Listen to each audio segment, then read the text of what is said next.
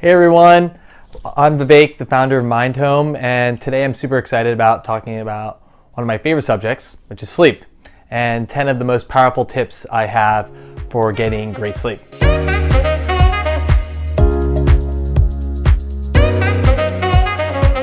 So these 10 tips are things that I've tried in my own life and have accumulated from other sleep experts. And I think about sleep quite a bit because we spend a quarter of our life approximately sleeping, if you think about it. So every day, if you sleep somewhere between 7 to 8 hours, that's a quarter of each day, and that equals a quarter of your life. So I think about sleep a lot for that reason. And secondly, sleep is getting good sleep or getting actually bad sleep has been linked to a lot of diseases like Alzheimer's, memory loss issues, immune system issues, and much more. So sleep to me is super important. And that's why doctors and scientists and many others have put a lot of energy into researching sleep more and more these days than they had in the past because of its super big impact on our lives daily and over the course of our entire life. And so today I decided to break down my 10 favorite tips. While there's dozens of tips out there on YouTube or on the internet or in books, I think these are the most impactful that I've found from my own research and talking to others. So I broke these tips down into settings and practices. Settings being like what you can do to change your environment when you sleep, and then practices being things that you would do every day or every time you go to bed to get the most out of your sleep. I would recommend trying a little bit of both as you are trying to improve your sleep and see what works for you and what doesn't work. So let's get into it. So the first 4 tips I'm going to give are all about setting. And the very first one is about keeping your bedroom primarily for sleep. If you ever have walked into your bedroom and started feeling drowsy, it's because your mind associates your bedroom with sleep. So I would highly recommend keeping your activities in regards to your bedroom limited to sleep. If you can avoid watching TV in your bedroom, reading books, exercising, so forth, the more you associate, your mind associates your bedroom with sleep, the better. That way, when you enter your bedroom, you're going to automatically start feeling sleepy. So my second tip in regard to settings is bedroom temperature. While most experts recommend keeping your bedroom a bit cooler, and for me personally, I actually prefer a bit more cool, if you're shivering, you're not going to be able to sleep. So what I recommend doing is trying to find a temperature that works for you, experiment it with it for a couple days or a couple weeks and see what works. And once you find out the temperature that's ideal, try to sleep at that temperature and you'll get better sleep. So number 3 is investing in a great bed. While this may seem obvious for various reasons, perhaps cost reasons, perhaps because you're sleeping and you're not like actually engaged in it, people don't, for whatever reason, invest in a good bed. But if you think about it, you actually spend a quarter of your life on this single object. So if there's anything that seems worthwhile investing into above, clothes or fancy house or whatever, probably investing in a great bed is a smart decision. And there's lots of ways to get good recommendations on beds. You can look at Best Reviews, Wirecutter, Sleep Junkies, Ask Friends on Facebook. There's a bunch of different resources. Actually, I'll list the 3 that I mentioned in the description below, but investing in a good bed, it seems like a logical one. So number 4 is keeping your room extremely dark.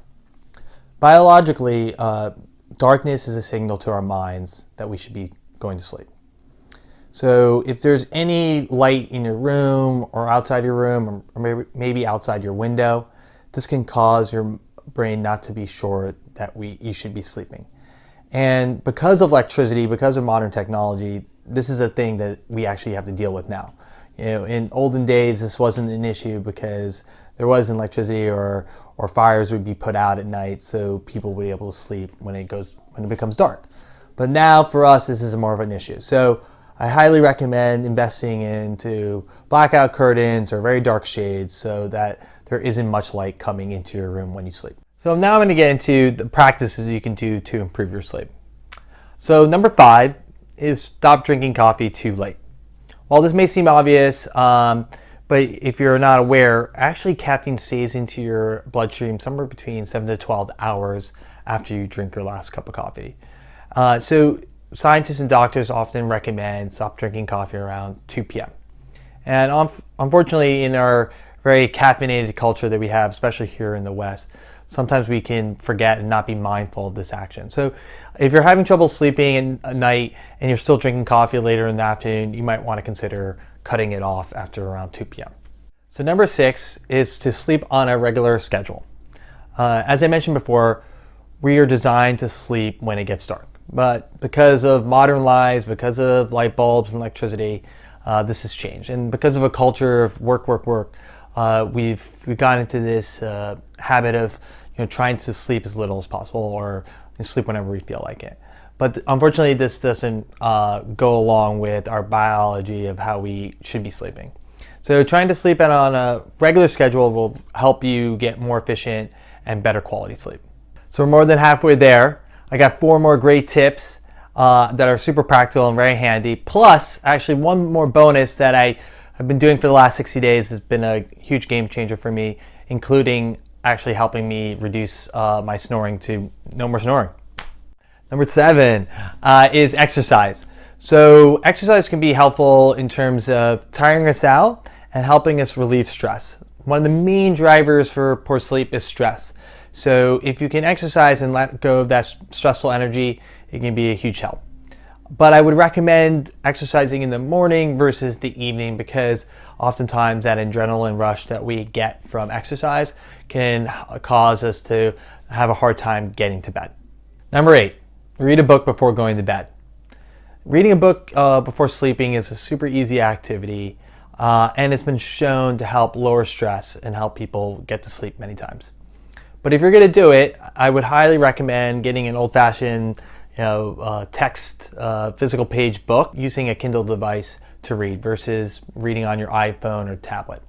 Your iPhones or Android devices or tablets have a blue backlight that triggers your eyes and your mind to think that you're actually looking at the sun, which would then trigger you to think that you're in during the day and would cause you not to be able to sleep well. So if you're going to read before going to bed, like I said, try to read from an old-fashioned physical book or a Kindle device. Number 9, this is a little bit of a trickier one to do, but highly recommend doing it. Get a sleep study. So if you're sleeping, you probably don't know actually how well you are sleeping. So if you feel like you're not getting restful sleep and a lot of other things are not working in terms of helping you get good sleep, investing into a sleep study is highly recommended. Having someone actually analyze how you're sleeping can be very, very insightful. My only warning and advice about getting a sleep study is oftentimes our insurance companies try to avoid us getting a sleep study done, and they inform doctors to try to dissuade their patients from doing it. So if you want to get a sleep study done, you might have to really push your doctor if they try to dissuade you from doing it. Number 10, meditation. One of my favorite activities. So one of the major reasons people have a hard time getting sleep is because of a racing mind, stress, anxiety, all these things. And meditation, fortunately, is well documented to help calm us, lower our anxiety or stress, help calm the mind. So developing a regular meditation routine can be very helpful in these ways. And if you're the type of person that prefers to exercise in the evening versus the morning, meditation can be a nice way to wrap up your routine, not only to help calm your mind, but also to help calm you down physically. And as promised, my bonus number 11, this has been a huge game changer in terms of the quality of my sleep. I was doing all these other activities, but still having issues with my own sleep. And for the last 90 days, my sleep is dramatically improved. And not only has my sleep improved, the pains in my physical body, my snoring, all these things have gone away. And it's because of mouth tape. I'm not talking about some crazy dominatrix thing. I'm talking about something really, really simple to do and apply to your face. It's a little bit of this mouth tape you can put over your mouth. While mouth tape might sound totally crazy, and it did for me when I first heard about it, there's actually a lot of logic behind it. And it's because we're actually designed to be breathing through our nose when we sleep. But because of surgical births, eating processed foods as a child, the lack of or decrease in breastfeeding, and various other reasons, our jaw structure and nasal passages have changed over the last few decades and centuries and so forth, and where we're caused to be breathing through our mouths more when we're sleeping at night. And breathing through our mouths can have some really negative consequences. So what ends up happening is when we are breathing through our mouth, our tongues become very relaxed when we're sleeping. And when that happens, it cuts off the oxygen that we're getting through our mouths when we're breathing through our mouth. And when that happens, it kicks off our survival mechanisms, and all types of chemical reactions are occurring in our body. And these reactions aren't usually supposed to be happening when you're sleeping. Your body's supposed to be totally relaxed and calm. But when these survival mechanisms are turned on, they can cause all types of trouble, like aches and pains, not restful sleep, and other issues. So for the last 90 days or so, I've been experimenting with mouth tape, and it's been a huge, huge game changer.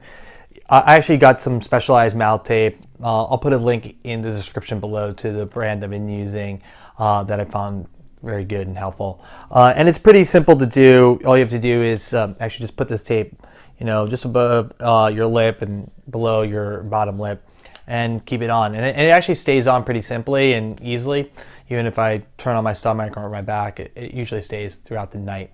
But if this is something you don't want to get, you can get all natural tape and put it on. But I would recommend something like this. Is the adhesive is not too strong where it's hard to break off if you're having a hard time breathing through your nose. And it's also strong enough that it can stay on if you toss and turn. And the benefits have been amazing. Stuff from no more snoring, which my girlfriend is super thankful about. Decrease morning breath issues and bad breath issues. No more aches and pains when I wake up, which would often occur. And lastly, I'm just generally more energized throughout my day and when I wake up. That's it. Hopefully that was helpful. The one last thing I would recommend is giving all these different recommendations a couple days to try, because you never know if you ate something or had a stressful day or whatever that might cause your efforts in trying these things not to work on that given day, or to work on that given day but not the next day. So try to give yourself a couple days to experiment with all these different ideas. Oh, sorry. And no, just kidding. But the links to everything I mentioned in the description below. Hopefully you enjoyed the video. If you did, please give us a thumbs up, subscribe, and don't forget to get some sleep.